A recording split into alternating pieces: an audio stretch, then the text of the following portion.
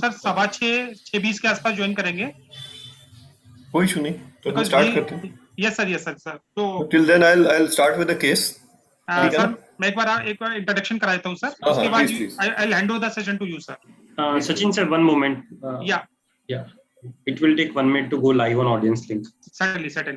Waiting for that.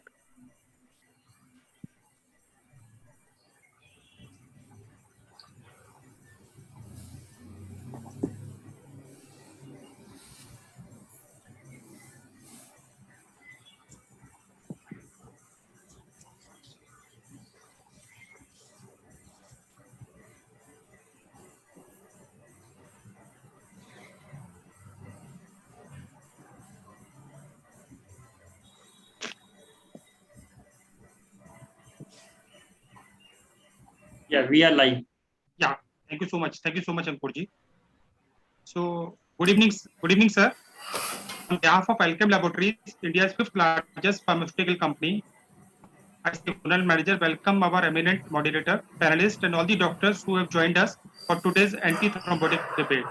At Alchem, it has been always our endeavor to partner with the healthcare professionals, and we continue to do so. To help us navigate through the meeting, we have with us renowned cardiologist, Dr. Dheeraj Gandotra, who is an interventional cardiologist with BLK Hospital, who will be moderating the session.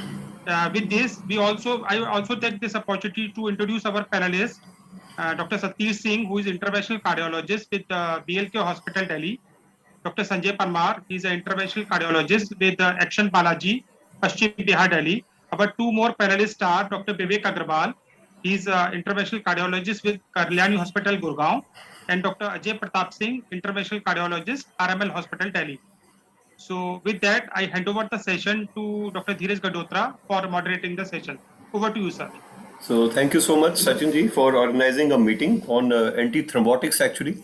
So this is, if I would start with that, both the thrombosis and bleeding, they are equally important in terms of patient management, because thrombosis will lead to an event which will push the patient to hospitalization, and on the other hand, bleeding is also can be very serious. It can be fatal. So we have to weigh both thrombosis and bleeding risks, and then we have to go for the selection of drugs, which are, today we are discussing about antithrombotics and antiplatelets both. That means we are discussing anticoagulation and antiplatelets. How do we give post PCI? We'll discuss two case scenarios. One is PCI, another is AF.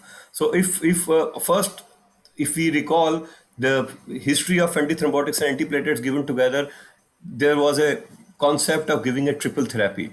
But triple therapy now, the duration is lowered, and now it is at the max we give 1 month triple therapy, and then we shift to the dual therapy, wherein one of the P2Y12 inhibitor and the NOAC is given. So on this background, let's discuss the case, and then we can discuss with Dr. Sanjay and Dr. Sadhir. Can't you have case either present? Yeah, please. Are the slides visible? Yes, sir, visible, sir. All right. So this is management of acute coronary syndrome with the newer antiplatelet agents, and this would include the anticoagulation also. This case is a 72-year-old male. He comes in emergency department with this chest pain, and it is ECG showed inferior wall MI, inferior posterior MI. Cardiac markers, of course, would be positive. He's supposed to be hemodynamically stable. This is the ECG, which is very clear. There are ST elevations and, of course, inferior posterior wall MI. So what is the plan? Plan in a tertiary care center would be to take the patient for a primary PCI and stent. It is here mentioned that PCI to proximal RCA. Subsequently, there was a lesion also, which was stage procedure, and then he was put on 2 drug-eluting stents. So which antiplatelet to use and dosage and duration? This is what we are discussing. Aspirin load or a clopidogrel. Aspirin load in each and every case. Clopidogrel 300 milligrams, clopidogrel 600 milligrams, prasugrel 60 milligram, or aspirin loading dose with ticagrelor 180 milligrams. Acute coronary syndromes, we all know it can be STEMI or it can be non-STEMI or unstable angina. The management, the antiplatelets would be given upfront And then anti-ischemic, anticoagulation. If it is a STEMI, we take the patient for a PCI, of course, with NSTMI, high-risk NSTMI with the markers and continuous chest pain. And there are other indications also wherein we take patient for the PCIs in an emergent time. So targets for platelet inhibition were multiple targets. They are P2Y12 inhibitor, P2Y12. The molecules. Then PAR4, thromboxane A2, then thrombin. These are the multiple things which were targeted, and then some of them, the trials were successful, some of them were not. In nutshell, if we see that we have now aspirin, we have clopidogrel, we have prasugrel, we have ticagrelor, we have cangrelor, which is being used in some centers. So clopidogrel, there were inherent limitations for clopidogrel. It's because it's a prodrug, and the achieved suppression of platelets was low. It is the slow onset of action, and it was irreversible inhibitor of P2Y12 inhibitors.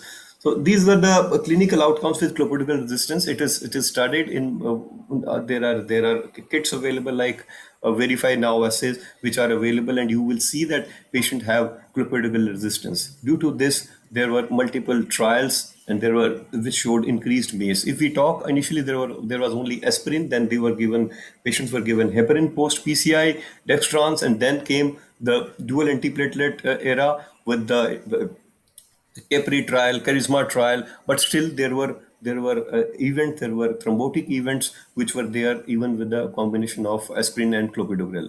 So what more can be done with because clopidogrel has reduced variability? That you should have a drug which has a rapid onset of action, which has less genetic variations, where the drug is given in a dosage and should be available, and it has to be some kind of reversible also. So ticagrelor is a directly acting P2Y12 receptor antagonist. We all know it acts on CPTP. It's a direct acting.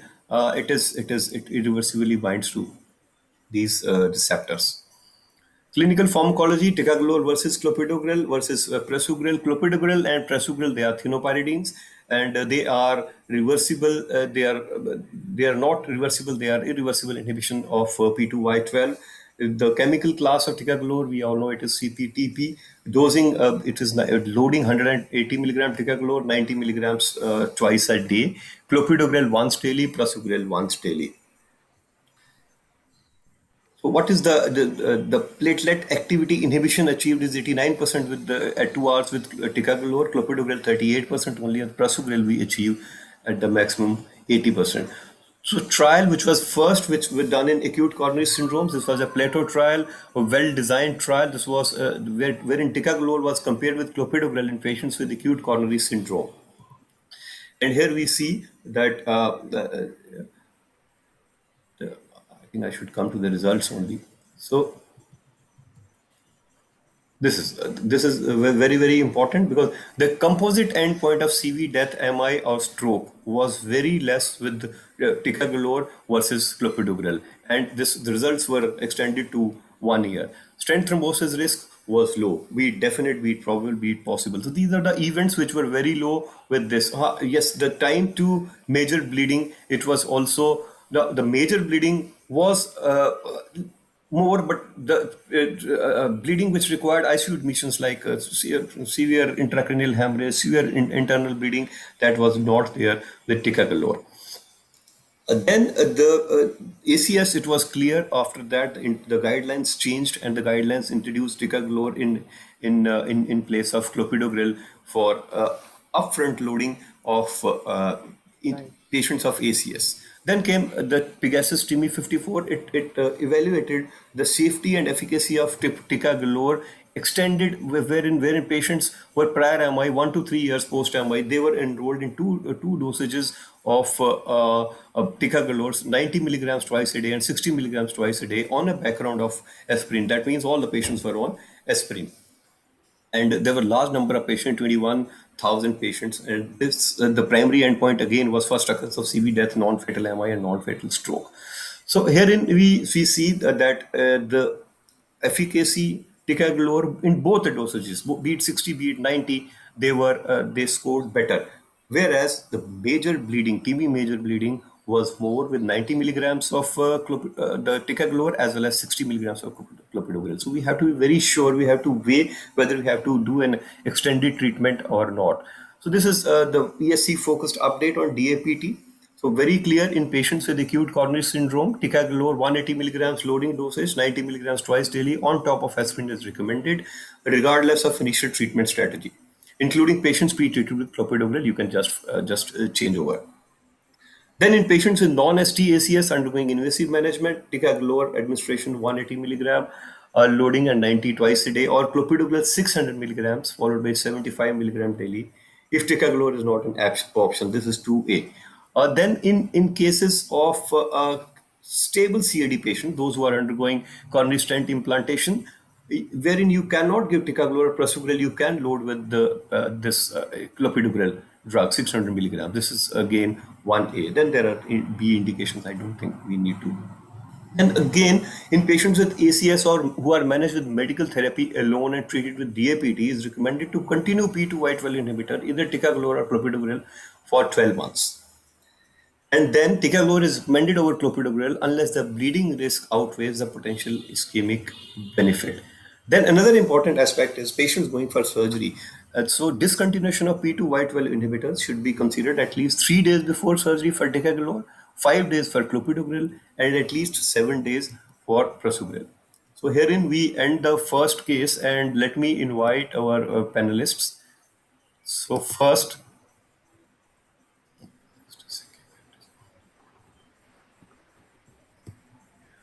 I will invite Dr. Sadbir.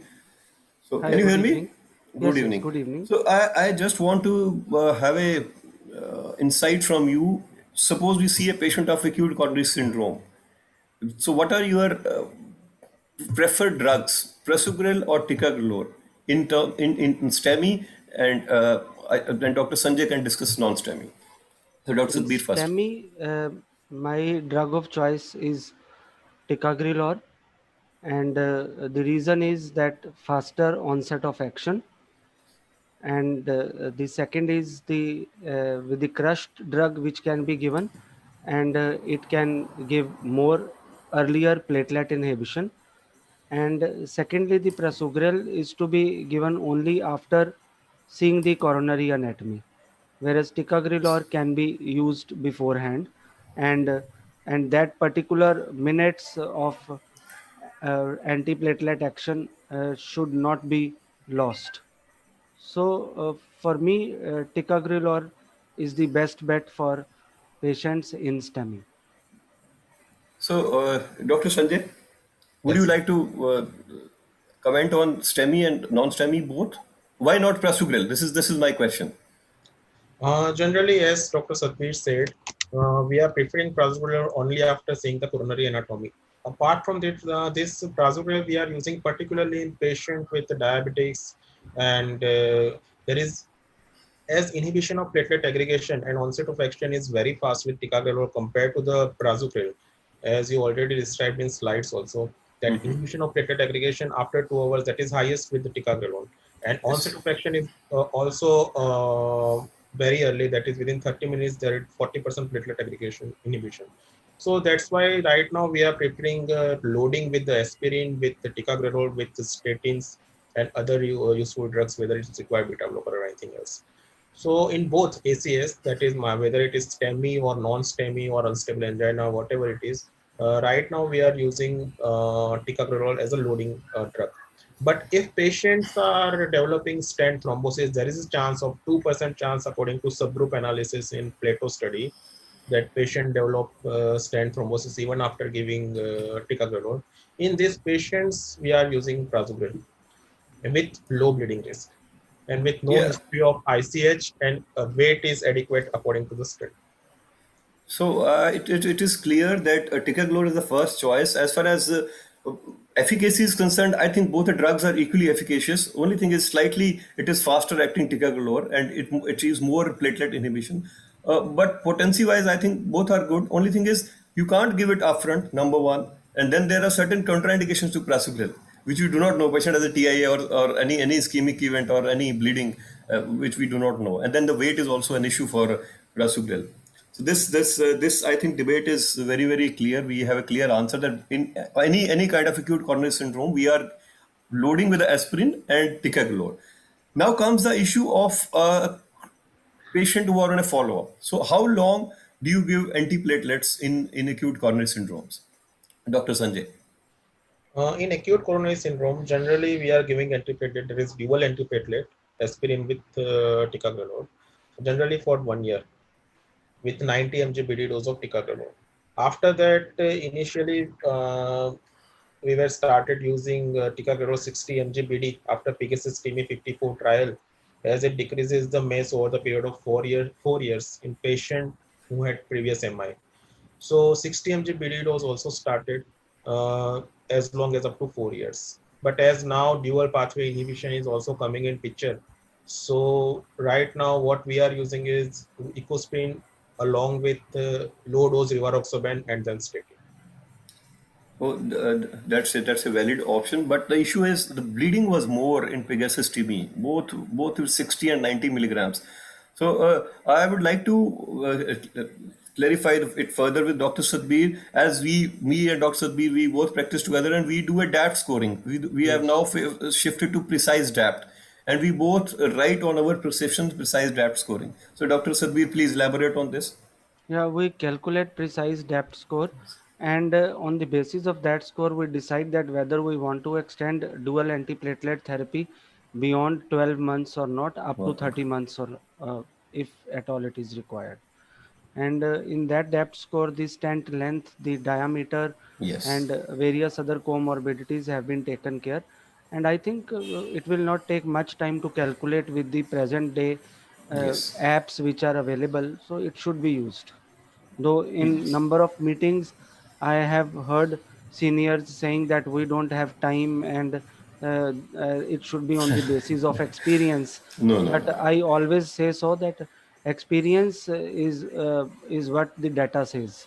So the data says that the precise depth should be used, so it should be used. That's very rightly said, because we can't have individual opinions on this. We have a large data, and data shows that patients who are diabetics, multiple stent lengths, and with a history of thrombosis, they should be given a prolonged DAPT. So should we give clopidogrel, Dr. Sabir, or should we give ticagrelor 60 milligram? Or Depending upon patient's affordability, yes, we can shift to clopidogrel also after 1 year. Even as you know that sometimes because of financial constraints, we shift to clopidogrel after 6 months also in some of the patients. But yes, if the affordability is not an issue, then there is no doubt that and there is a depth score is in the favor of the patient, because in the precise depth score it not only tells about the that how the further future years are going to, it also tells the risk of stent thrombosis if we discontinue the drug, and risk of stent thrombosis if we less risk if we continue with the drug, and also the bleeding risk. So if we see that the bleeding risk is less and the stent thrombosis risk is high while stopping the drug, then it should be continued. okay, great. So, Sachin, any other the discussants joined, or any other doctors joined? No. Hello. Hello. Am I audible? Yes, sir, Yes, yes. doctor. So, Mr. Doctor, Sachin, anybody else has joined, or should we proceed to the next case now? sir, sir, proceed to next case. Dr. Ajay has joined, but now he's not visible. Okay, so we'll discuss the next case and then I can Next go case, on. yes. Okay, okay. Just a minute.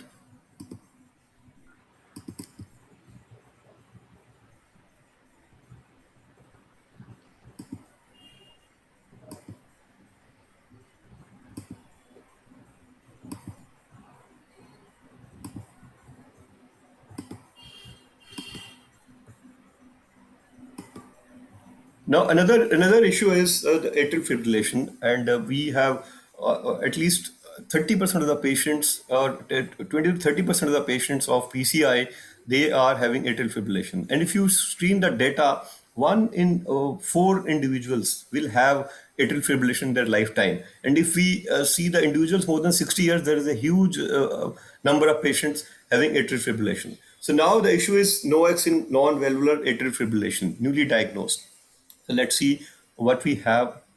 So this is a 55-year-old female presented in OPD with a history of palpitations 2 days back, and which lasted for approximately 15 minutes. She is hypertensive on ARBs, telmisartan 40 milligrams, and then other parameters are normal. Thyroid functions are normal. ECG is normal at rest, and 2D echo with no structural heart disease, and ejection fraction is normal. She is not on any antiplatelets or any anticoagulation. So that systemic examination, normal. Holter report shows runs of atrial fibrillation. So what do we, the points to be considered before starting patients on the oral anticoagulation? First thing is, should we start patient on oral anticoagulation? I think she is a female and hypertensive. So with the scoring, she will qualify for anticoagulation. So what are the points to be considered? Age of the patient, the cost of therapy, any food drug interactions or interactions of the then compliance with the drug, ability to do regular monitoring, bleeding versus ischemia, which is very, very important. So we do CHA DS VASC score and Hasbled score in each and every patient. Should we put her on anticoagulation, antiplatelet, or nothing? What are the guidelines? And should we do vitamin K, VKAs, or NOACs or TOACs? So we do CHA DS VASC score in all. I think everybody knows what is now CHA DS VASC criteria. It is congestive heart failure, hypertension, age more than 75 years, diabetes, previous history of stroke, TIA, vascular disease, and age 65 to 75 years again is given 1 point. More than 75 years is 2 point, and female gender itself is 1 point. Why do we score it? Because the guidelines are based on the scoring, which is the score which is 0 to 9, and high the score, there is a more the risk of stroke is a disabling thing, and it can be prevented, and it can be prevented only with anticoagulation. There are no studies which have shown that any antiplatelet would prevent unless the score is very low. And Hasbled score, it has no implications on treatment, but it warns you that patient is at high risk of bleeding and you must be careful. So Hasbled, again, hypertension, abnormal renal or liver function, stroke history, bleeding history, labile INR, elderly, and any drugs. So it is again a maximum 9 points. And if it is, see, this is the important thing which is here. If score is 0, the bleeds are 1.13 per 100 patient years. So score is 5, the bleeds are 12.5 per patient 100 years. So this is very, very important to calculate and know, apprise the patient about the bleeding risk. And one, as a physician, treating physician, we should also be knowing what is the profile of the patient and can he or she bleed. So 2020 guidelines for diagnosis and management of atrial fibrillation. This is in European Association of in collaboration with EACTS. This task force divides some guidelines. This is stroke prevention, atrial fibrillation. We know all these patients are at a high risk of stroke. So identify low risk patients, the CHA DS VASC score of 0 in males, 1 in females. You don't need any antithrombotic therapies. Now, what are the indications of VKAs in time in these people? In these people, those who are having metallic prosthetic heart valves, those who are having mitral valve disease, they are the indications of vitamin K antagonists. Otherwise, you have to give NOACs or DOACs only. Then if you have score of more than 1 in male, more than 2 in female, you have to give the anticoagulation, and oral anticoagulation is preferred, and NOACs are the preferred because we have inherent problems with the vitamin K antagonists. So what are the recommendations? Oral anticoagulation therapy to prevent thromboembolism is recommended for all male patients with AF, and a CHA DS VASC score of more than 2 and more than 3 for female patients, class 1A indication. Then oral anticoagulation, if the score is 1 or 2 for female patients, a 2A indication. So the risk is you have to risk benefit ratio. The benefit is still more. When oral anticoagulation is indicated, NOACs are only indicated, and these NOACs are apixaban, dabigatran, edoxaban, and rivaroxaban. This is all. If we no other VKAs are not indicated in such a patient with non-valvular AF. So oral anticoagulations commonly available are vitamin K antagonists, which is warfarin and acinocumarone, and NOACs are dabigatran, rivaroxaban, and apixaban, which are available in our country. So limitations of VKA therapy, well known, narrow therapeutic range. Even if it is, you see the TTR, it is very less in the best of the possible scenarios, best of the countries. It is again maximum you achieve in 60 to 70% of the cases. Slow onset, it has to be overlapped with heparin. A routine coagulation monitoring has to be done. Frequent dosage adjustment. There are large drug-drug interactions list and food-drug interactions, which is very, very difficult for the patients. Then comparison of NOACs, 3 NOACs, they were studied in large number of patients. If we compare, the trials were Rely trial, then Rocket AF and Aristotle trial, wherein we see that primary endpoint, which was achieved in all these trials. And if we compare the dosage of dabigatran, which was given in 2 doses, 110 milligrams twice a day and 150 milligrams. So in 110 milligrams, primary endpoint achievement, it was non-inferior to VKAs, but 150 was superior in terms of primary endpoint achievement, ischemic stroke, prevention of hemorrhagic stroke, intracranial bleeding, and any bleeding. In terms of 110 milligrams, primary endpoint and ischemic stroke prevention was non-inferior and rest was superior. Rivaroxaban, similarly, a primary endpoint achievement non-inferior to VKAs and ischemic stroke non-inferior, and any bleeding was also non-inferior. Rivaroxaban had some issues with bleeding in the Rocket AF trial. Then Aristotle trial, again, large number of patients, and this is superior as far as primary endpoint is concerned. Ischemic stroke, it was non-inferior, and then hemorrhagic intracranial bleeding and any bleeding, it was again superior. This is the same in a tabulated form. This is a major bleed. Again, at major bleeding, there was a reduction of major bleeding. No major intracranial bleeding was there with any of these drugs. GI bleed was seen in with more than 150 milligrams and with the rivaroxaban also. So this is, let's discuss now. I mean, who are all available now? Sachin ji? Sir, Dr. Ajay came in between off, but he is dropped out. So Dr. He has Satyajit dropped and Dr. Sanjay Parmar, both are on the platform, sir. Okay. So Dr. Sabir is back. So first question to Dr. Sanjay. Dr. Sanjay, now we have discussed these things. What is your opinion on the patients who are non-valvular AF? Which anticoagulation do you prefer? Generally, in patient with a non-valvular AF, if there is no constraint of money or there is no any other problem, then we generally prefer NOACs. If there is a no metallic heart wart and no moderate to severe mitral stenosis. In NOACs, generally, what I am preferring is dabigatran 150 or apixaban 5 mg. So why not rivaroxaban? There is in Rocket AF also it shows some GI side effects, that is GI bleeding, and that the thing is what my experience shows with apixaban, it's good along with the dabigatran 150 and 110 mg dose. Okay. So Dr. Sadbir, I would like to have a clarification in regards to patients who have a PCI. And they have to be given a triple drug therapy or dual drug therapy. So what Dual would pathway be means. post PCI, not a chronic coronary syndrome. I'm talking of ACS. So what is your preference in those cases? In those cases, because our experience is with the rivaroxaban, so I would prefer rivaroxaban in those cases. And the Okay. dose is not that, particularly in patients of AF, if you are saying. AF, yes. AF and Yes, in PCI. AF and PCI, yes, rivaroxaban can be used because the compliance is a big issue, and we have to rely on a drug which has a OD dosage. So I would prefer rivaroxaban. Okay, so you will give triple drug therapy for 1 month and followed by clopidogrel and one of the NOACs, and your preference is rivaroxaban.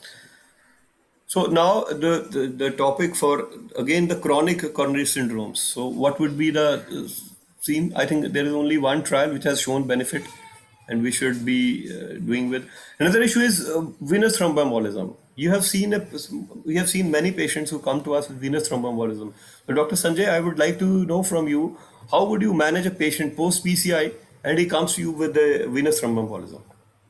Post PCI within a year or You can describe both scenarios. First, within a year, and then chronic. Chronic, of course, he will be on aspirin only. yes, yes. Post PCI, as Dr. Sadhbir already described, we have given the triple drug along with the aspirin P2Y12. There is antithrombotic agent. Initially, if we are using rivaroxaban or apixaban, then there is no need of LMWH to aid in venous thromboembolism. If we are starting with dabigatran, then we should give 7 days of low molecular weight heparin. Generally, what we are doing in venous thromboembolism, we are using rivaroxaban or apixaban along with the aspirin clopidogrel, and after 6 months, generally we shifted over to single drug, that is anticoagulant. Okay. So the last issues, I think, also be a patient comes to you with venous thromboembolism alone. So do you like to give dabigatran, rivaroxaban alone? Because I think now it is you can upfront give. You may not overlap with heparin or this Yes, low molecular heparin. there is no need to overlap with heparin, either low molecular weight or conventional heparin. Yes, we can use rivaroxaban, and we are using it day in and day out, rivaroxaban for venous thromboembolism. Okay. So, Dr. Sanjay, any difference in using dabigatran 110 versus 150? So, how do you select patients for 110 milligrams and 150 milligrams? Um, for 150 mg dosing, generally we see that Hasbled score, how much is the Hasbled score? If it is 3 or around it, then generally we are giving safer dose, that is safety dose, that is 110 mg compared to the 150. If there is no issue regarding any heart bleeding or Hasbled score is also okay, generally we are using 50 mg daily dose because it shows superiority compared to the 110 mg, which is non-inferior. Okay. So, did any of us have used the reversal agent for the bleeding with the dabigatran? Never. No. I don't think so. So now we have available these reversible agents for rivaroxaban and this one apixaban also. So none of us use dabigatran in chronic coronary syndromes. No. No. So it should be what I have now.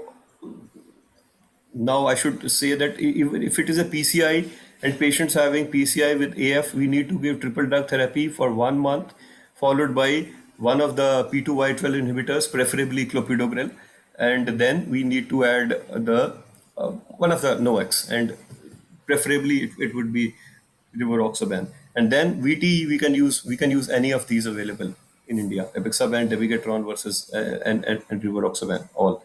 So now the issue left is VTE prophylaxis.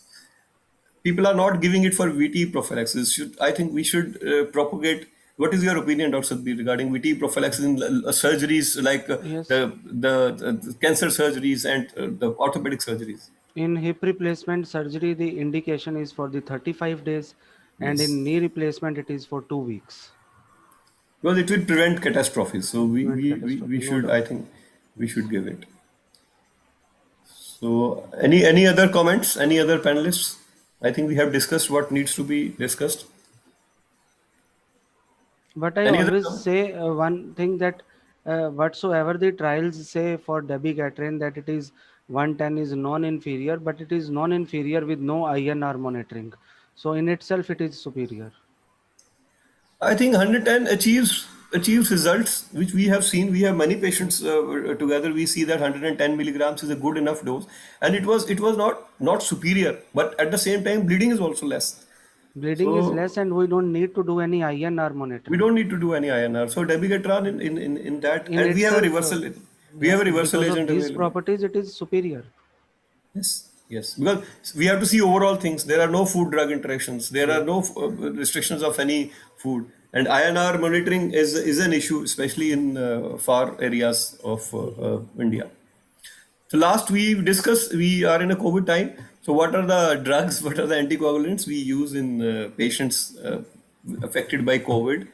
So Dr. Sanjay, what are you using in your patients?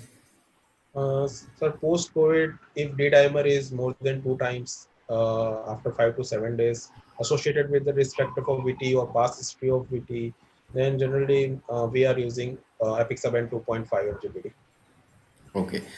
Recently there are guidelines which are issued that you can use any of these three, and the dabigatran in a dosage of 110 milligrams twice a day, and we can use all. Pixaban 2.5 BD as a large data, but we can use Xarelto also, Rivaroxaban also. So any of these three can be used. Dr. Sadhbir, your personal choice for these Rivaroxaban again, once daily. because of once daily dosage. Yeah.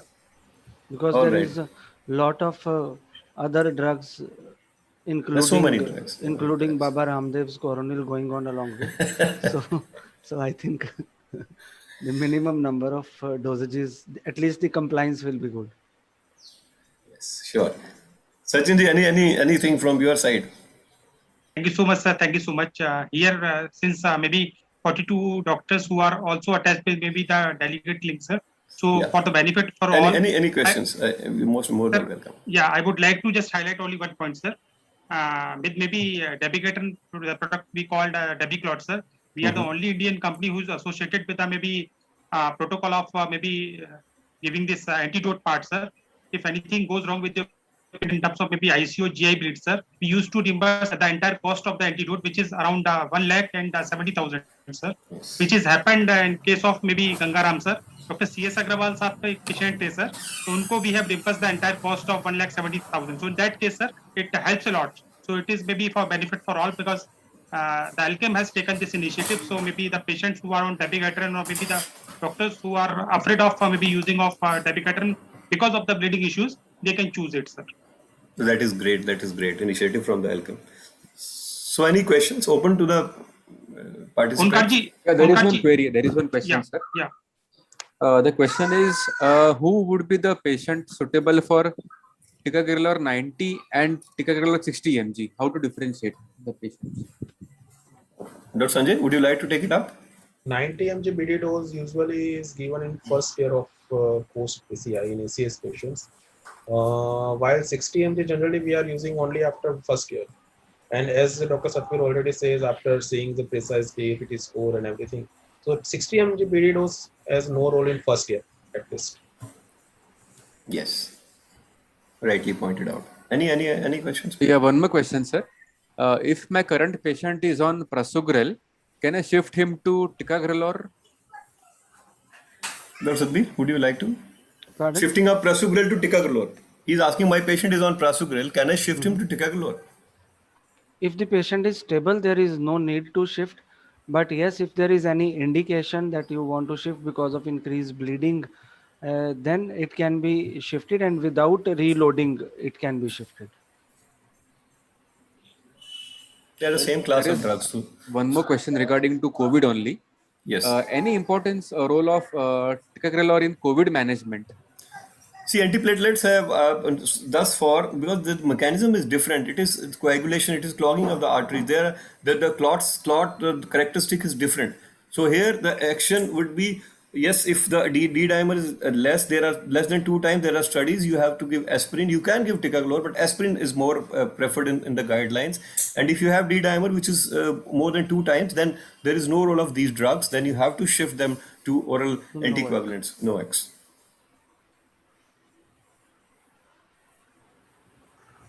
Yeah, the questions are, I think, over, sir. Over to Sachin, sir. Yeah, Onkar ji, since Dr. Dheeraj has taken this maybe the slide presentation part, so can I present in between of या उनको उधर से stop screening करना पड़ेगा? There is, sir. I'll stop share Yeah, and yeah, then please, you sir. can. I'll stop Yes. share. Now Please, you sir. can do it. Now you can Sir, do it. I will take your another maybe 2-3 minutes because I have No to issues. promote one of the No teleconsultation platform which is C2C, which is Connect to Clinic. So I will just take maybe 2 minutes since maybe 42 other doctors are also a part of this. So they will be benefited with this program, sir. All right.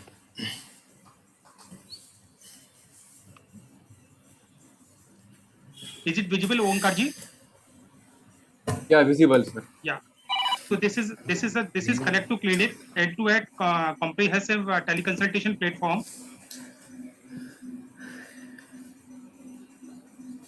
So these are the unique features of the Connect to Clinic platform. The credentials is based on maybe doctor's login. The patient bulk upload can be done. Prescription share it can be done by through maybe email or by the SMS. The provision of adding of alternate numbers by the doctors, maybe they can pass on this maybe responsibility to their maybe attendant or maybe paramedical staff. There is a provision of instant consultation. There is a three-way AV consultation also. Maybe in case of maybe some of the attendants relative want to maybe join this consultation, so it can be done in that case. Then the C2C med update, it is another benefit. Then the patient education module. After that, the role creation option for the staff to make edits and booking from the prescription fees and etc. And the physical consultation. The doctor can now do in-clinic physical consultation with C2C platform, sir. So maybe these are the C2C benefits, sir. So in case anyone wants to maybe connect with the C2C, like our field staff is already, will get in touch with them. So this is all about for C2C, sir.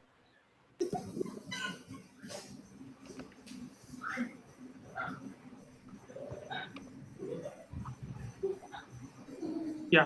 So sir, maybe two of the Dr. Ajay Pratap Singh and Dr. Vivek could not join in between of, sir. So I take this opportunity to thank Dr. Dheeraj Gandotra, our moderator, for moderating the panel discussion and ensuring the audience are enriched with the clinical relevant messages. I also thank Dr. Satbir Singh, our panelist, and Dr. Sanjay Parmar, our panelist. We would also like to thank the doctors who have joined this webinar through our audience link. And we at Alchem Laboratories will continue to serve doctors and panelists by making our products available, especially TSAT, Dabiqlot, and Picavir. Thank you so much, sir, for sparing the time for Alchem, sir. Thank you so much. Thank you. Thank you, sir. Thank you. Thank you. Thank you. Thank you, sir. Thank you, sir.